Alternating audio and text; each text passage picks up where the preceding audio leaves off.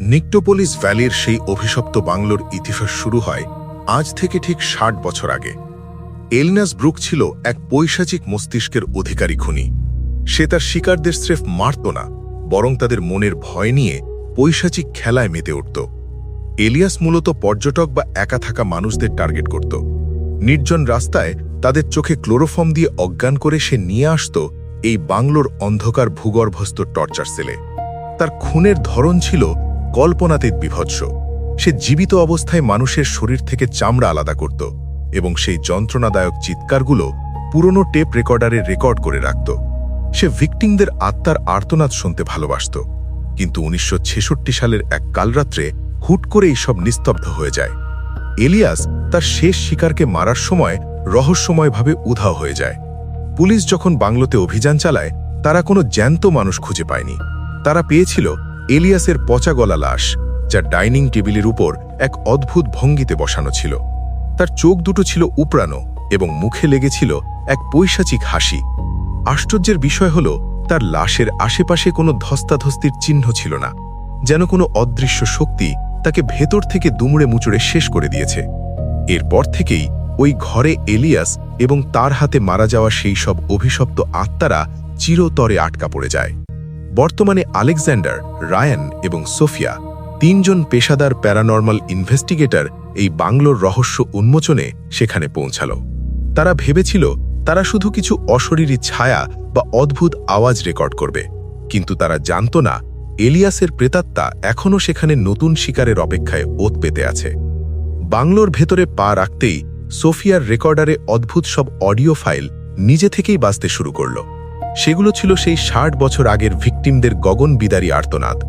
হঠাৎ রায়ান দেখল বসার ঘরের দেয়ালে টাঙানো এলিয়াসের পুরনো তৈলচিত্রটির চোখ দিয়ে তাজা রক্ত গড়িয়ে পড়ছে। আলেকজান্ডার যখন টর্চার সেলের দিকে এগোচ্ছিল, তখন তার পায়ের নিচ থেকে মেঝের পুরনো কাঠ মরমর করে ভেঙে গেল এবং সে সরাসরি মাটির নিচের সেই অন্ধকার কুঠুরিতে পড়ে গেল, যেখানে এলিয়াস তার শিকারদের কাটাকাটি করত। সেখানে আলেকজান্ডার যা দেখল তা বর্ণনাতীত। দেয়াল জুড়ে শত শত মানুষের নখের আঁচড় আর রক্তের কালচে দাগ, যা ৬০ বছরেও মুছে যায়নি। হঠাৎ সে অনুভব করল একজোড়া বরফ শীতল হাত তার পা টেনে ধরছে। সে টর্চ জ্বালিয়ে দেখল অসংখ্য কঙ্কালসার হাত মেঝে থেকে বেরিয়ে তাকে মাটির নিচে টেনে নেওয়ার চেষ্টা করছে। এগুলো ছিল এলিয়াসের সেই শিকারদের আত্মা, যারা অসহ্য যন্ত্রণায় পাগল হয়ে এখন জীবিত যে কাউকে আক্রমণ করছে। ওপরতলায় রায়ান আর সোফিয়া দেখল ঘরের তাপমাত্রা হিমাঙ্কের নিচে নেমে গেছে।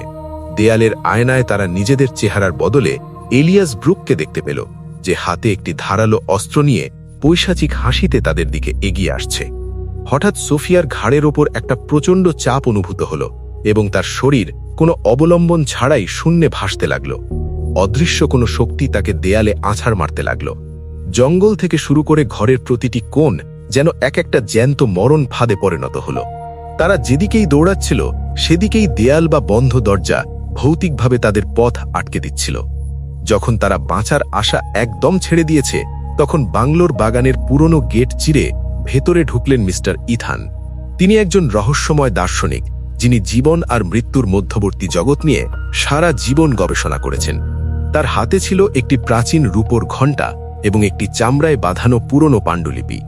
তিনি গম্ভীর গলায় বললেন, এলিয়াস এখানে একা নেই, সে তার শিকারদের আত্মার উপর রাজত্ব করছে। তোমরা যত বেশি ভয় পাচ্ছ, এলিয়াস তত শক্তিশালী হচ্ছে।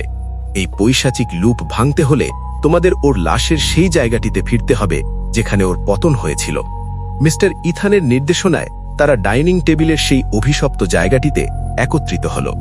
দার্শনিক তাদের বললেন, এলিয়াসের আত্মা তার নিজের খুনের স্মৃতিতে আটকা পড়ে আছে। তোমাদের মনে করতে হবে তোমরা ভয় পাচ্ছ না, বরং তোমরা তাকে চরম ঘৃণা করছ।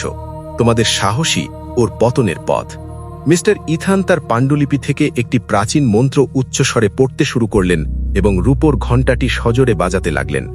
ঘণ্টার প্রতিটি প্রতিধ্বনিতে বাংলোর দেয়ালগুলো প্রবলভাবে কাঁপতে শুরু করল।